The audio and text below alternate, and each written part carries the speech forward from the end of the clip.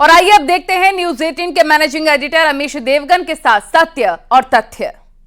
बात सत्य और तथ्य की, जिसमें मैं आपको फ्लैशबैक में लेकर जाऊंगा और 1990 के दशक का इतिहास बताऊंगा, जब देश आरक्षण बनाम आस्था की दो धुरियों में बंट गया था। 1988 में राजीव गांधी की सरकार बदल गई थी और राम मंदिर के मुद्दे को बीजेपी ने अपने लिए जीवन मरण का विषय बना लिया था। राजीव गांधी के बाद प्रधानमंत्री बने वीपी सिंह राम मंदिर के मुद्दे को ठंडे बस्ते में डालना चाहते थे और इसी स्ट्रैटेजी के तहत वीपी सिंह ने 1990 में मंडल कमीशन की पुरानी फाइल खोल डाली और देश का पूरा सियासी माहौल ही बदल डाला।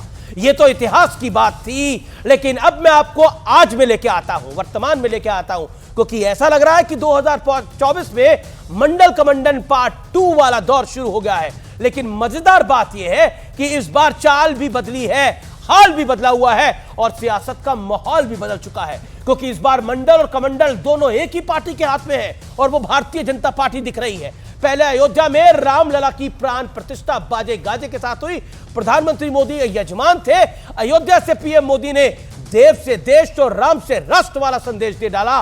मां शबरी का नाम लेकर प्रधानमंत्री मोदी भावुक हो गए तो निषाद राज की मित्रता की मिसाल भी दे डाली।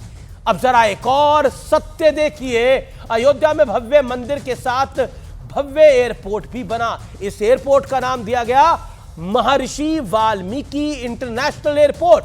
यह सिर्फ एक नाम ही नहीं है, इसमें सबका साथ सबका विकास का लाउड एंड क्लियर मैसेज छुपा है। लेकिन बीजेपी के एक हाथ में कमंडल है तो दूसरी तरफ मंडल भी है। सामाजिक न्याय की अलख जगाने वाले जननायक कर्पूरी ठाकुर को मोदी सरकार ने मरणोपरांत भारत रत्न देने का फैसला किया। कर्पूरी ठाकुर समाज के दबे पिछड़े वर्गों के बहुत बड़े मसीहा थे।